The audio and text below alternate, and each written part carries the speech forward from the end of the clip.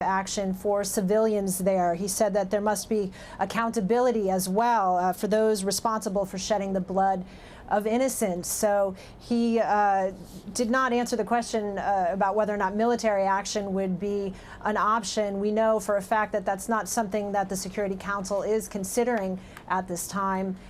We did just get a copy of the draft resolution that is on the table, which is being discussed right now behind closed doors behind the Security Council, and it includes measures pretty much like what the Secretary General was recommending: an asset freeze and a travel ban for Gaddafi and other members of the government around him supporting him. It also calls for an arms embargo and furthermore a referral of the situation in Libya to the International Criminal Court to investigate whether or not crimes against humanity have been committed. So these are the kind of steps that the Secretary General was talking about. This is also what the Security Council is considering at this moment. He also said that there are something like 37,000 refugees, so obviously something needs to be done now. He was raising the issue of the humanitarian crisis. He also said that the action will now be decided by the member states within the UN Security Council. Who do you think will prevent this from happening, if any country at all will do that? Well, I think it's interesting to note that the Human Rights Council earlier today passed a resolution unanimously condemning Libya, calling for an international investigation, and calling for the General Assembly to essentially kick Libya off of the Human Rights Council. The fact that that resolution passed by consensus, I think, is very significant. There was talk earlier in the week that China and Russia and Cuba, among many others, were opposed to this. The fact that no one stood against this resolution shows that international opinion is shifting and that there's pressure and concern about what's happening there.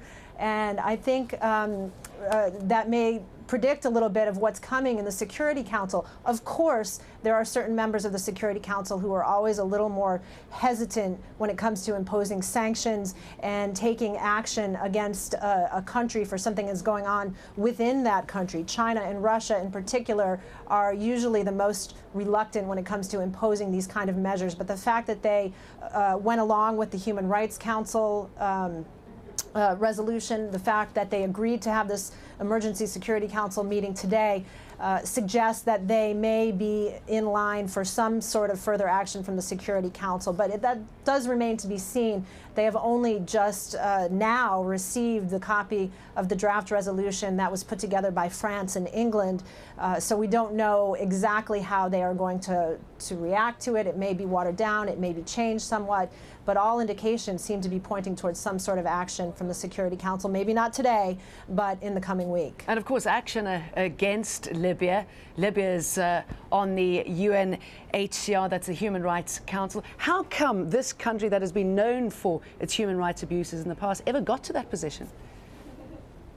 Well, there's long-standing criticism against the Human Rights Council because of the fact that many countries with questionable human rights records are actually allowed to sit on it.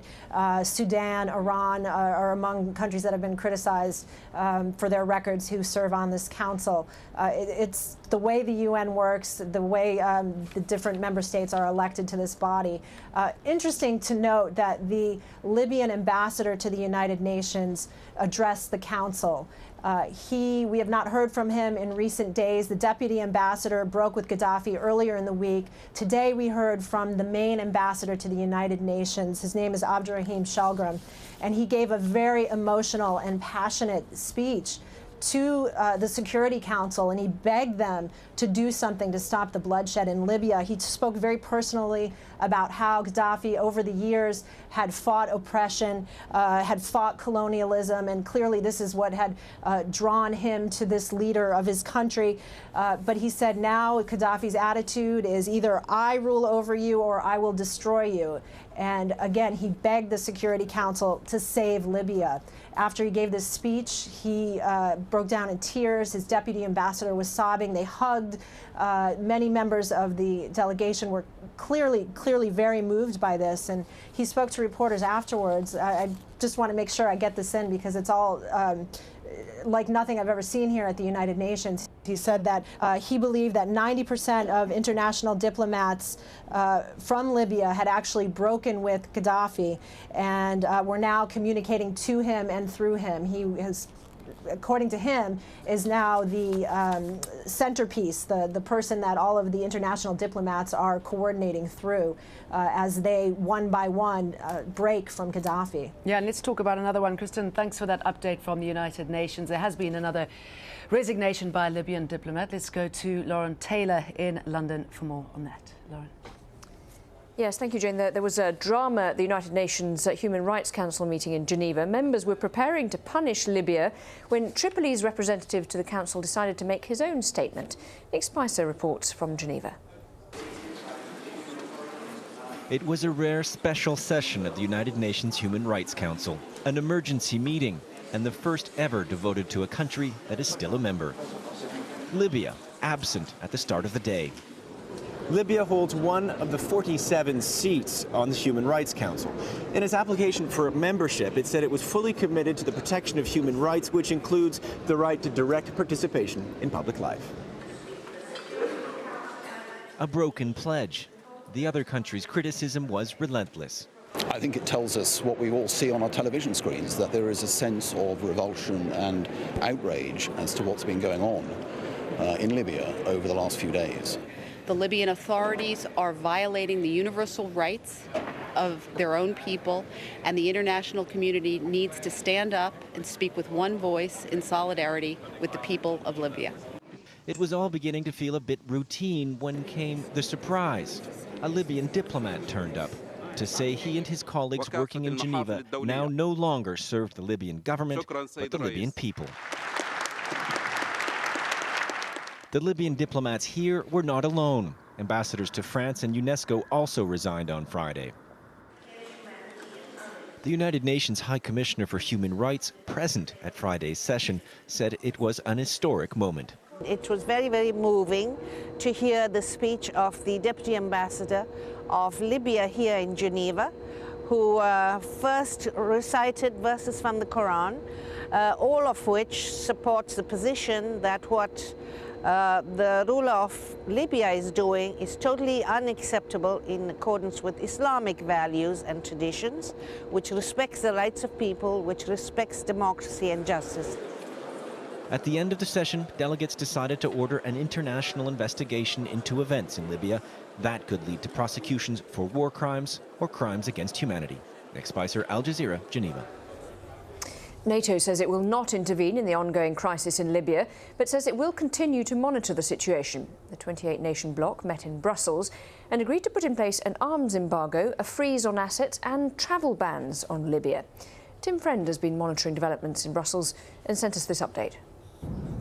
Well, the emergency meeting is over. They've released a short statement in which they say that the North Atlantic Council will continue to monitor the situation closely in coordination with other international organisations and will continue to consult in order to be prepared for any eventuality. Now, superficially a very bland statement, but I think it reflects the realities they're having to deal with here. Events in Libya itself obviously moving very quickly, and NATO realises that it has to respond very carefully, and certainly a lot of what NATO is capable of in terms of providing troops and equipment would have to be given the go-ahead by the United Nations. Any idea, for instance, of a no-fly zone, which NATO would be capable of policing, would have to be given the go-ahead by the UN, and indeed any ground forces, even in a humanitarian sense, would also need to be given the go-ahead. They're also aware of the growing calls for sanctions against Libya. So I think this statement will be viewed as a holding statement, and we can expect more discussion in the days ahead.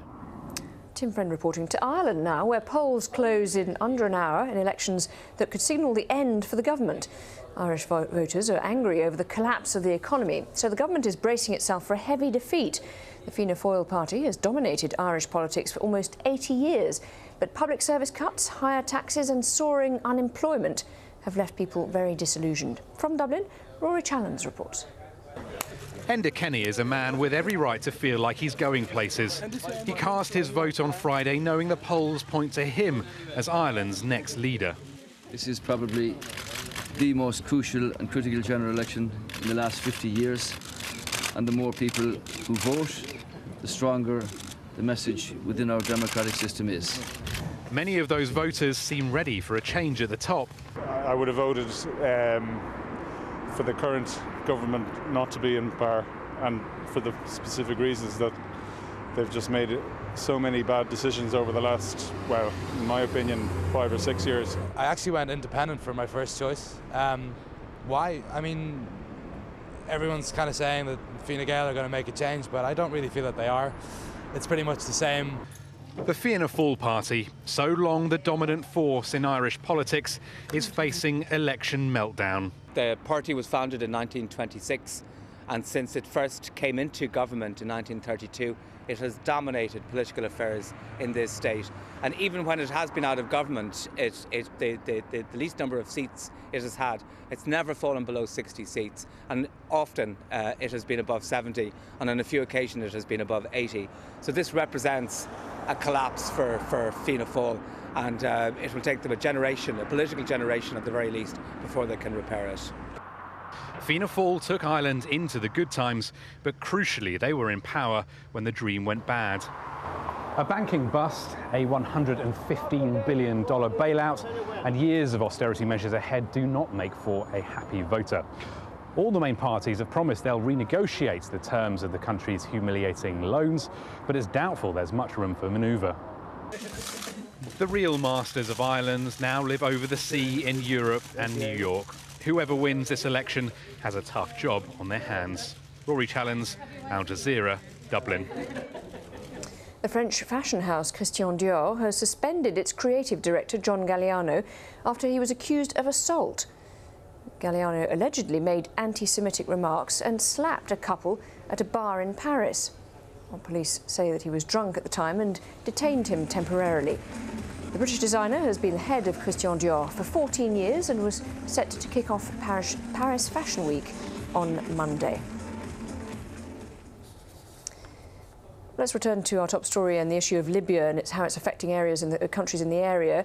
People are scrambling to get their citizens out of Libya as the unrest continues. And in the last couple of hours, a US-chartered ferry carrying hundreds of evacuees from Libya arrived in Malta. That was on Friday. The ship was delayed for 2 days by poor weather. Well, a medical